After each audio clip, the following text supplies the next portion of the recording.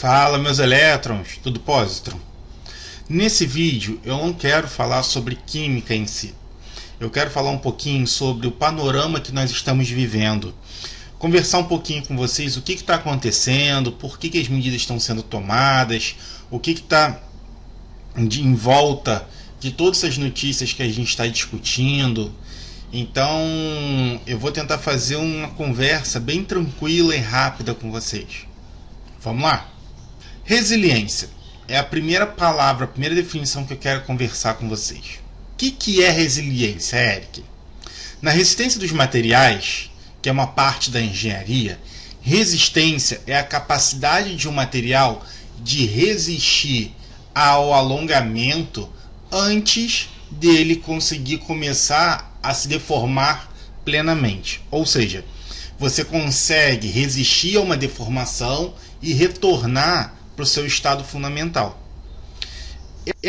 Esse princípio de resiliência dos materiais ele é muito utilizado toda vez que a gente faz um esforço sobre qualquer material. Por exemplo, se eu pego isso aqui e começo a deformar, ele vai resistir até uma certa parte e depois ele rompe. Bom, a resistência que ele tem antes de se romper e consegue retornar para o seu estado fundamental é chamado de resiliência. Na biologia, a resiliência é a capacidade do meio ambiente de resistir a algum tipo de dano que você faça nela. Então, se você arrancar uma árvore, aquele meio ambiente ele vai ter a capacidade de recolocar aquela árvore e resistir a esse impacto ambiental. Quando a gente fala de resiliência em psicologia, a gente está falando da capacidade dos seres humanos de resistirem a alguns problemas ou dificuldades à sua volta, ao seu ambiente. Então a resiliência humana é um fator psicológico extremamente importante dentro de crises, dentro de situações complicadas. Beleza? Então quando a gente fala de resiliência humana, a gente está falando dessa capacidade de você resistir, de você sofrer aquele impacto, de você passar por uma dificuldade e conseguir contornar isso da melhor maneira possível.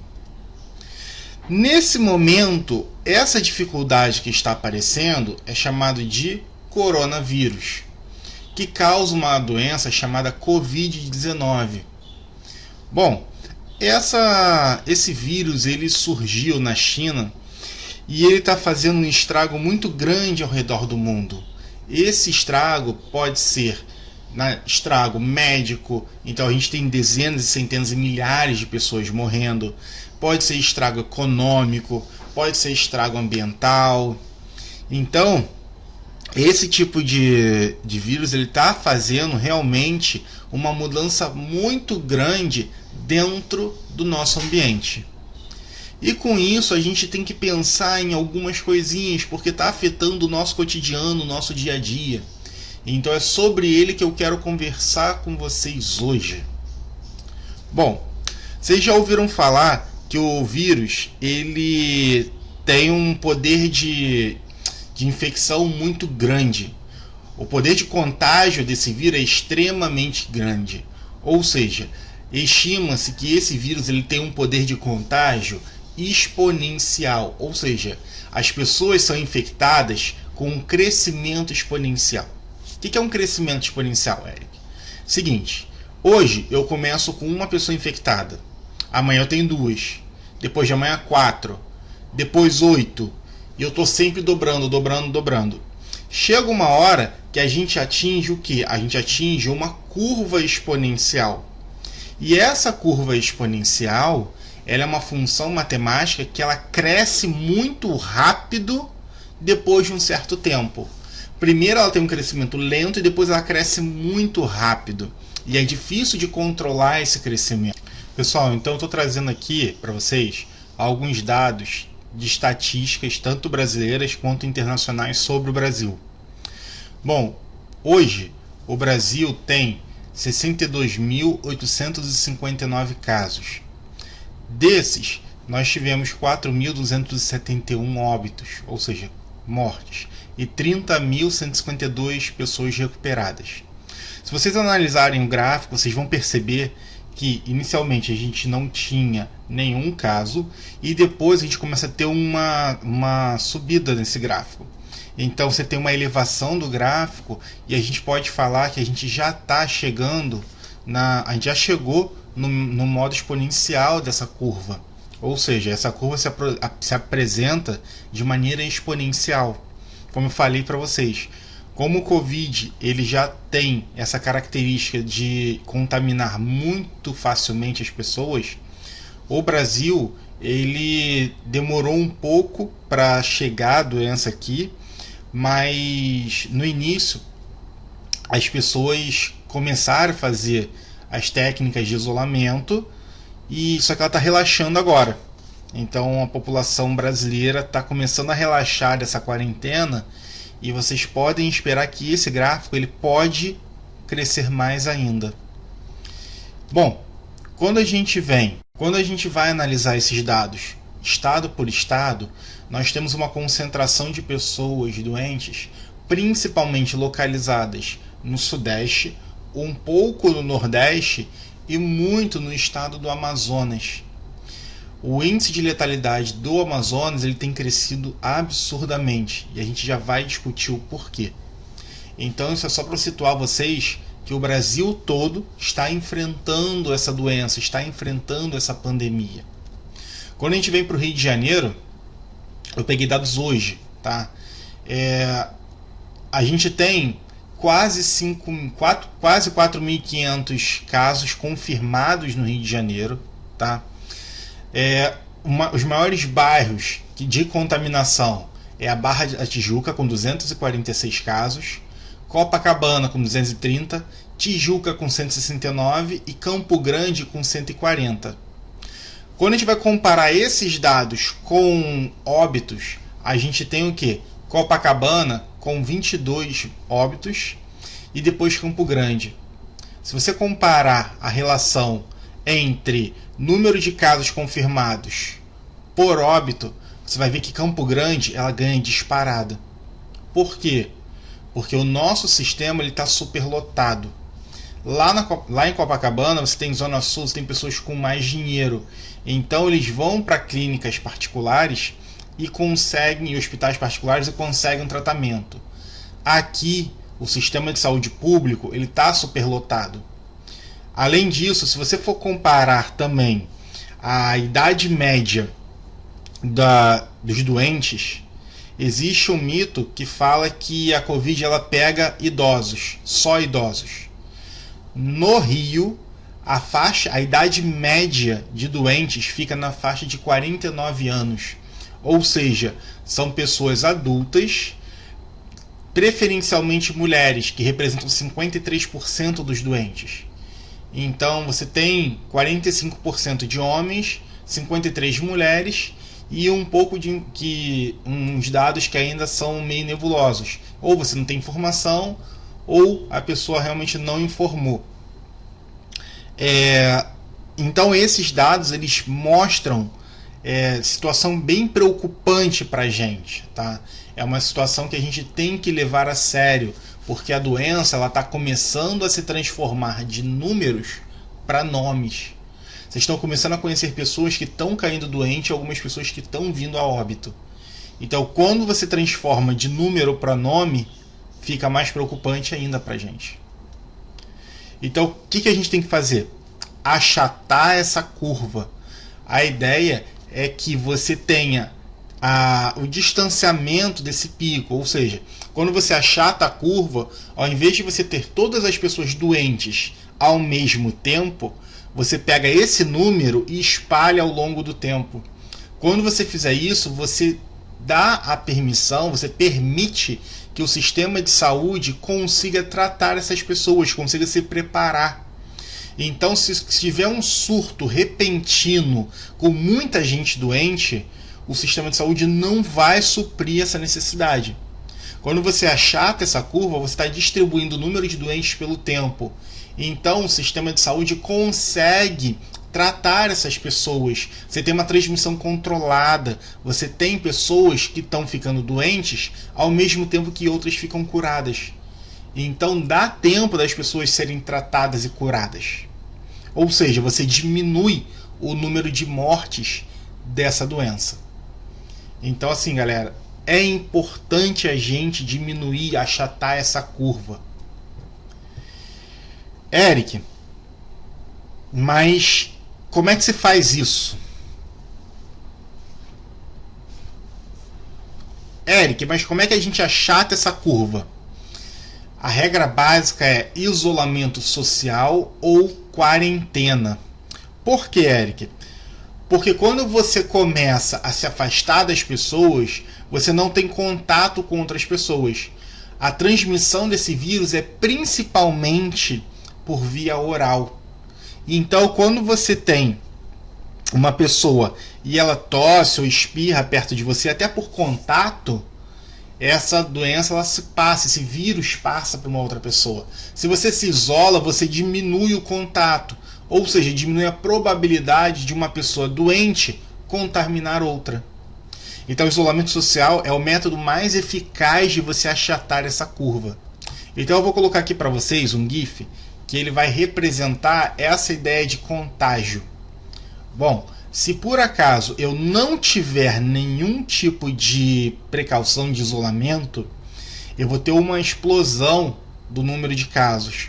Mas se uma pessoa começar a fazer a quarentena, outra pessoa, você vai ver que faz diferença. Olha esse gráfico. Ó, primeiro tem pessoas totalmente na rua, sem problema nenhum. Quando eu começo a ter pequenas pessoas que se isolam, essa distribuição ela diminui. Ou seja, o número de contaminados vai diminuir, porque o efeito cascata é cortado. Então esse efeito ele modifica totalmente a curva de contaminação. Ou seja, a gente está achatando essa curva. Eric, mas existe problemas com a quarentena? Sim.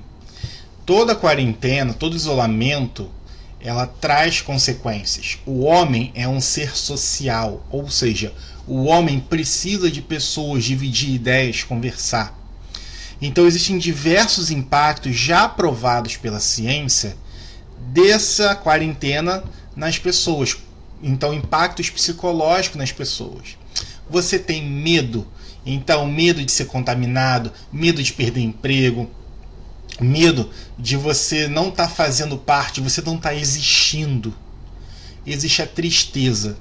Então você, quando não consegue se contar com outras pessoas, ver a natureza ou se sentir útil, bate a tristeza. Então você se sente deprimido. É muito comum você ter depressão.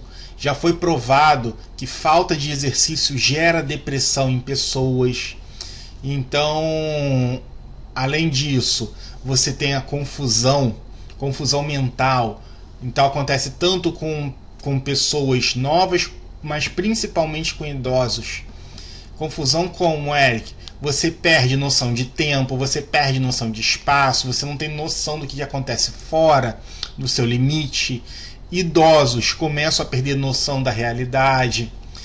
Com isso, você vai ficando com raiva de você e de todo mundo à sua volta. Você fica irritado, você fica ansioso, o seu sono modifica, você perde a noção do seu relógio biológico. Você começa a trocar dia pela noite, você começa a ter insônia, você começa a dormir em horários muito exóticos. Então, esses impactos são reais, são naturais. A gente sabe que isso acontece. Eric, e existem pessoas que precisam ordenar, precisam ali coordenar a gente, que tem que estar mostrando qual é o caminho. Normalmente essas pessoas são os governantes. E os governantes têm impacto na nossa vida, têm impacto no que a gente faz. Eu li uma reportagem que eu fiquei extremamente preocupado. Olha aqui. Em coletiva hoje, Trump sugeriu que injetar desinfetante em pacientes com Covid-19 como tratamento. Então você tem o representante da maior potência econômica falando para se injetar desinfetante e esse desinfetante matar o vírus. Na mesma hora, diversos médicos, diversas instituições médicas alertaram e falaram: opa, não é bem assim não, não faça isso. E mesmo assim você vê pessoas obedecendo esses governantes. Então, Nova York registrou um aumento de intoxicação por desinfetante muito grande após esse pronunciamento do presidente.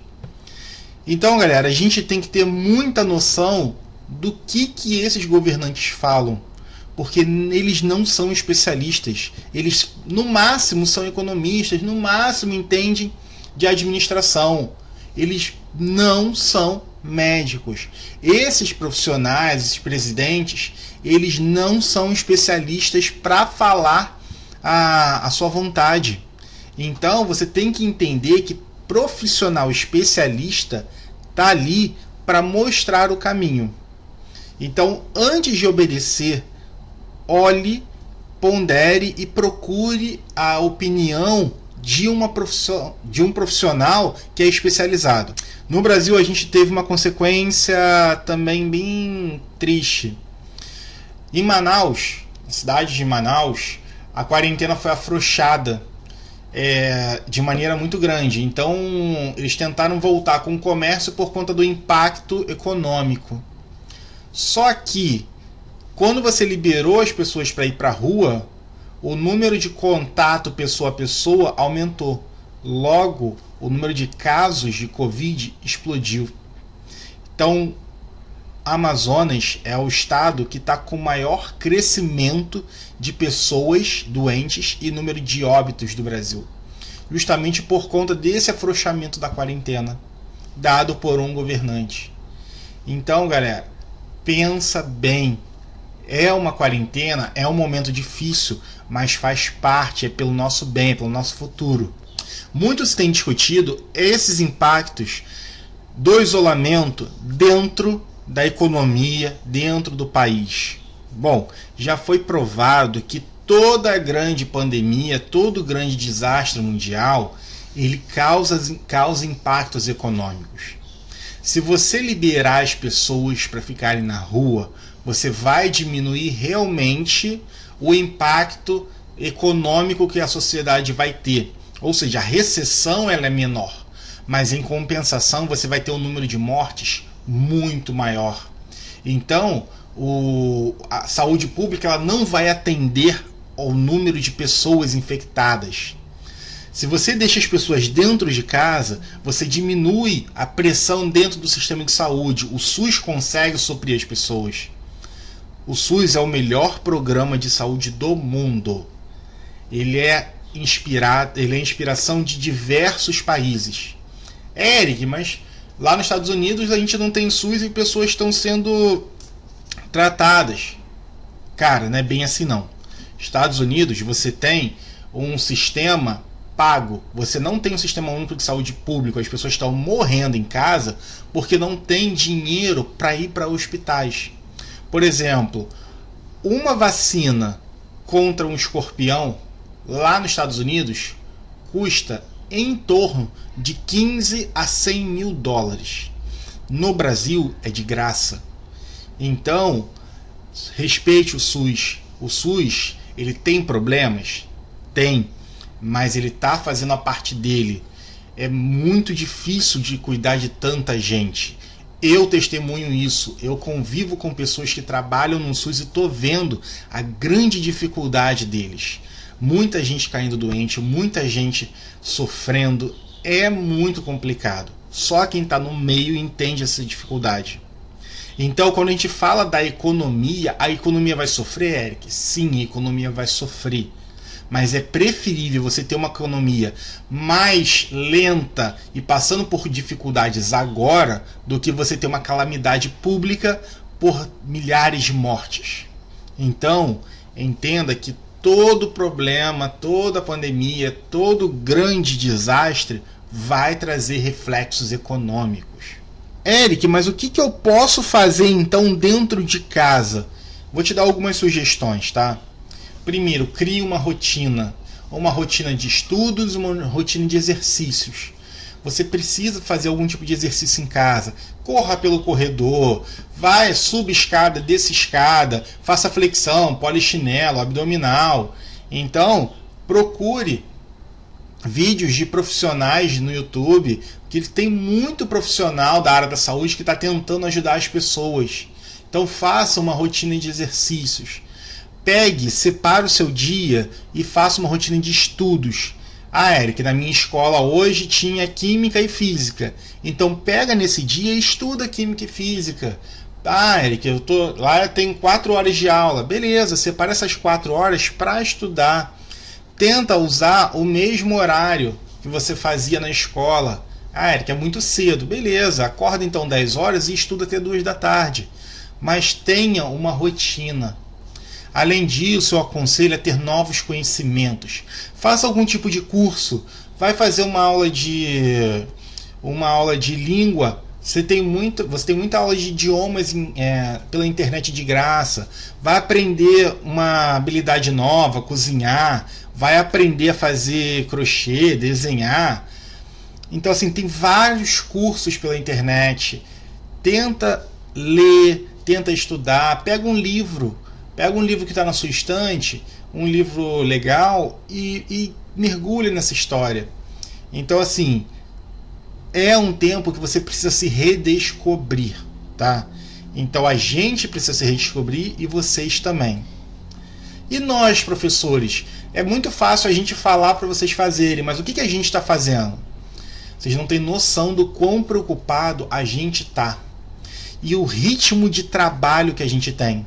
Antigamente a gente dava 2 horas de aula para vocês, trabalhava de manhã, a gente trabalhava 4 horas por dia.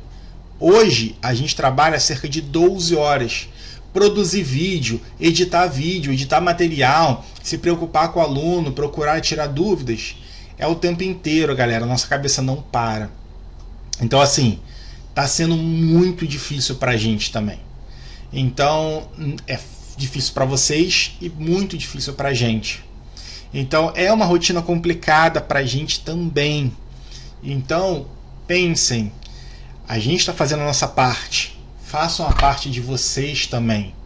Bom, as universidades brasileiras, as universidades públicas brasileiras estão lutando muito para poder desenvolver técnicas para ajudar a população. Então, por exemplo, a Fiocruz, que é o maior centro de pesquisa e elaboração de vacinas do Brasil, ela está desenvolvendo vacinas, remédios, testes.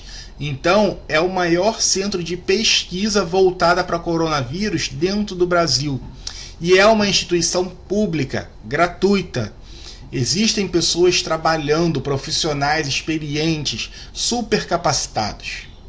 A UFRJ, a Universidade Federal do Rio de Janeiro, ela está desenvolvendo respiradores de baixo custo e alta eficiência, além de produzir álcool em gel para o Rio todo, para os hospitais públicos. A Universidade Rural do Rio de Janeiro, ela está produzindo álcool em gel para abastecer a periferia, a Baixada Fluminense, Seropédica, Nova Iguaçu, Itaguaí, os hospitais em volta. Além disso, a parte de informática da UFRJ, ela está desenvolvendo também aplicativos de identificação desse vírus. Então você baixa esse aplicativo, você coloca os seus sintomas e ele vai colocar num banco de dados e com isso pode dizer se você tem risco real ou não. Então isso facilita muito os alarmes falsos, falsos positivos.